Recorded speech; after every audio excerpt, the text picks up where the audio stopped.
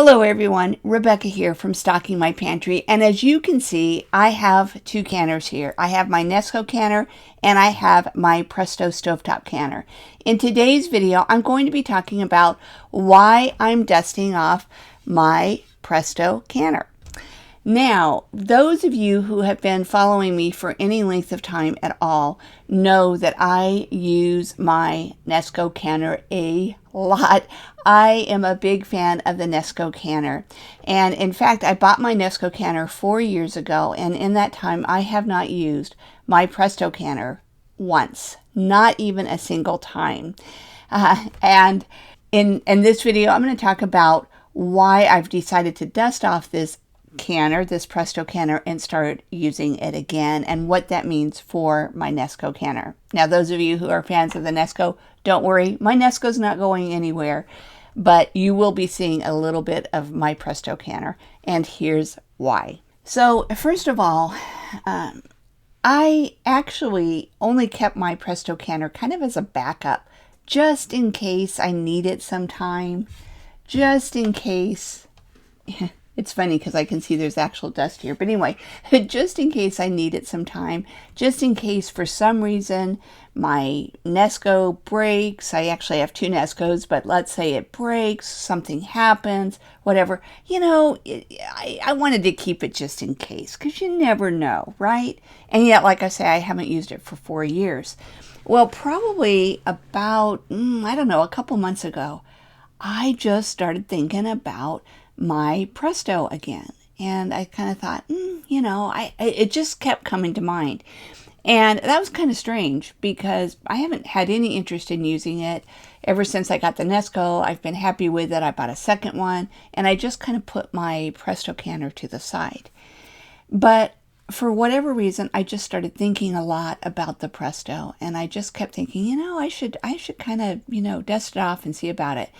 And my personal opinion is if something keeps coming to you again and again, maybe it's God, maybe it's just yourself, but you may as well follow through on it because there's a reason why it's coming to mind. So that's the first reason. I just kept thinking about it. It kept coming to mind. So I thought maybe I should pay attention to that and pull it out from storage and just kind of at least dust it off a little bit, think about it. Okay, so the second reason that I decided to dust off this canner is because the process is in many respects the same between the Nesco and the Presto. And in fact, that's one reason why I like the Nesco, is that it very closely follows the same process of the stovetop canner. So for example, when you're pressure canning, you vent the Nesco canner for 10 minutes. You vent the stovetop for 10 minutes, and so on. So in many respects, the process is similar, but still there's a skill that's needed for each one. So for example, with the Presto, you need to learn how to adjust the heat source to maintain the proper amount of pressure.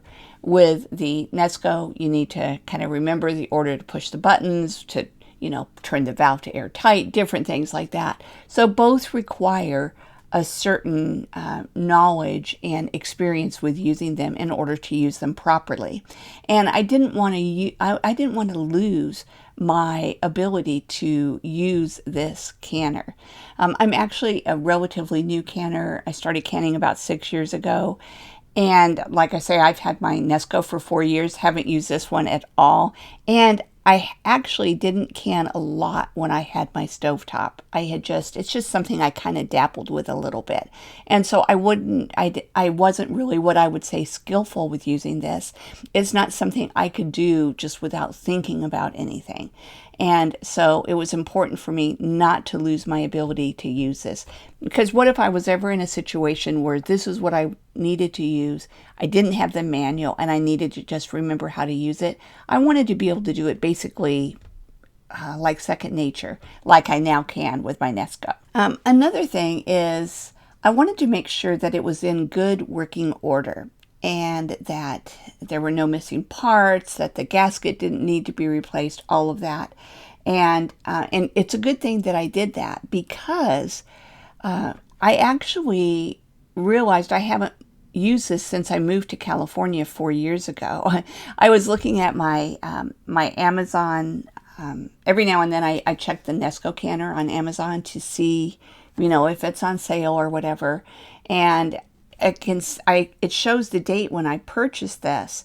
And it was actually a week or so before I moved to California. I purchased it and had it shipped here, and it was here waiting for me when I moved. And so even though I brought my Presto canner with me to California, I never used it.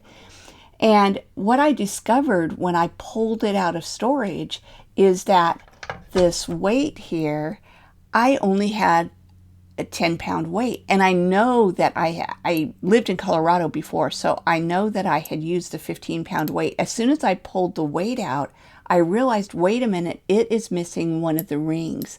So, and where I live now, it's a lower elevation than Colorado, but I still have to use 15 pounds of pressure. And so had I needed to use this in an emergency, I wouldn't have been able to, because I was missing one of the rings to bring this up to 15, to make this a 15-pound weight. And so it was worth pulling it out and just making sure I had everything that I needed.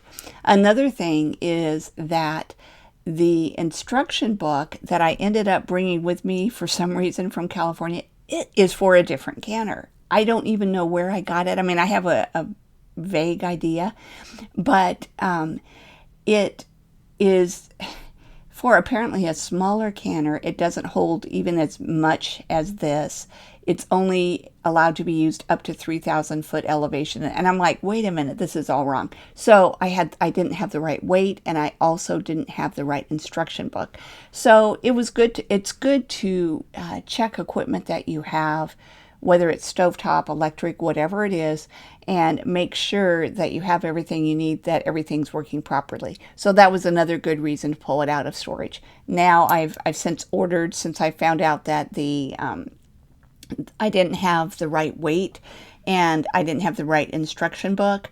I bought the weight, and then I've downloaded a PDF of the instructions, and I plan to print it off and put it in a little binder so I have the instruction book that goes with this and the right weight. Another reason I've decided to pull out this canner and start using it some is that the capacity of this canner is greater than this. Now, I am a big fan of small batch canning. I love small batch canning. That's one of the things that actually appeals to me with my Nesco. But there are a lot of canning recipes that make 7 quarts or, 8 pints, whatever. And with my Presto, I can can 7 quarts or 8 pints. And with my Nesco, 4 quarts or 5 pints. Okay, and I do actually have 2 Nescos. And so if I need to do more, I just use both of my Nescos. And you could also, if you don't have 2 Nescos, you can run 1 canner load and then another one and, be okay. But I thought, it would be nice sometimes to just run 1 canner load. And so going forward, what my plan is if I have a recipe that makes 7 quarts or 8 pints or more pints that fit in here, instead of running 2 Nescos, just to use my Presto Stovetop canner. But after I pulled it out of storage, I thought I'm just going to test it out just to see if everything still worked properly, just to see if the gasket that I had still worked. And I mean, I inspected it. There weren't any, cracks or anything like that. But out of curiosity, I wanted to see how long it would take to process a load in this canner versus this canner. So now, obviously, the capacity is greater in the Presto compared to the Nesco, but I also wanted to see how much time would it take to process in my stovetop canner. And so all I did was, I put in the 3 quarts of water that's required in the Presto, and it was hot tap water, and I filled up my jars with hot tap water. And so, I kind of timed it to see how long it took to come up to pressure, and then of course there was a 10-minute venting. There's a 10-minute venting with both. Those parts took about the same amount of time with both of my canners. Where things changed is that with the Presto, it only took about 45 minutes for the pressure to drop. And with my Nesco, it pretty much always takes about 90 minutes, at least an hour. And in fact, the instructions with the Nesco say do not open it before an hour. And but usually it takes about 90 minutes for the pressure to drop on mine. So with the pressure dropping on this one in 45 minutes, I can more quickly turn around and run a second load if I need to. And of course, part of that is that ideally you'll let your Nesco cool down completely before you run a second load. And with this, you do need to wait for the pressure to drop before you run, take the lid off and take the jars out and all that and run a second load. But you could definitely, if you needed to process a lot, you could do it a lot faster in the Presto compared to the Nesco, both because of greater capacity and also because the pressure drops faster. Okay. Another reason that I decided to start using my Presto some of the time again is because I have more options when it comes to power sources. Now, obviously, the Nesco requires electricity. But what happens if you don't have any electricity? Obviously, you can't use it. With the Presto, and this I haven't done yet, but I do know of some people who are using electric hot plates. They have to be fairly high powered, but technically you can use this with an electric hot plate, not an induction one, but like cast iron or something like that. You can also, of course, use it on a gas stove. You can use it on outdoors on a gas burner. You've probably seen videos. There's a lot of people who use their Presto or All-American canners outside on a gas burner. So when you think of prepping, it's good to think of being able to do something more than one way. And I think it's good to have a canner that you can use without electricity if you're ever in a situation where you need to do so. And that actually works, obviously, with the Presto. I am not yet set up to where I could can outdoors with this. Whether or not I'm going to invest in a burner and all that to be able to do that, I don't know. But I do live, it's very hot where I live, and in some ways it would be nice to be able to can outdoors in the summer. Not sure I'm going to do that, but it's good to have the possibility and just good to have the option in case you don't have electricity. So at this point, you might be wondering what this means for me, how I plan to use the canners, and what it means for my channel.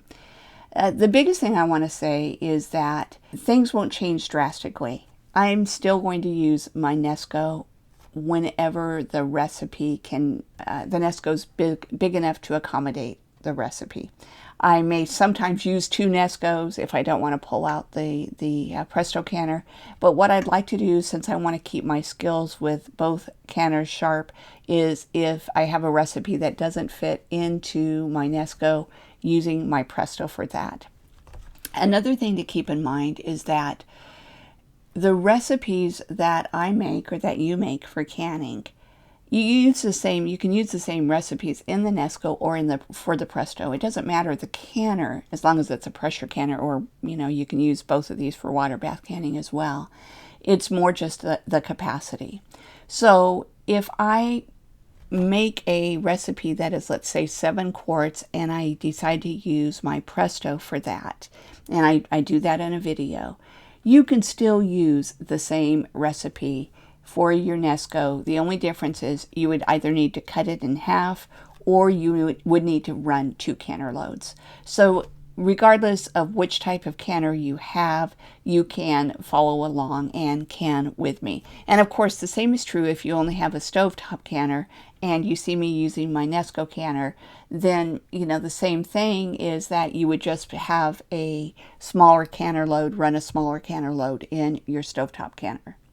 So anyway, I just wanted to talk about this change, why it's going to be happening, so that there's not a disconnect for you. If you've been following me for a while and you just see me using my Nesco, and I love my Nesco and I still do, but all of a sudden you see me using my Presto, now you know why. So anyway, I hope that makes sense. I hope that you found this video helpful and also that it gave you a little bit of food for thought if you too are a big fan of the Nesco or Presto electric canner or whatever, why you might want to consider having a stovetop canner as well, if for nothing else, as a backup for when there's not any type of electricity.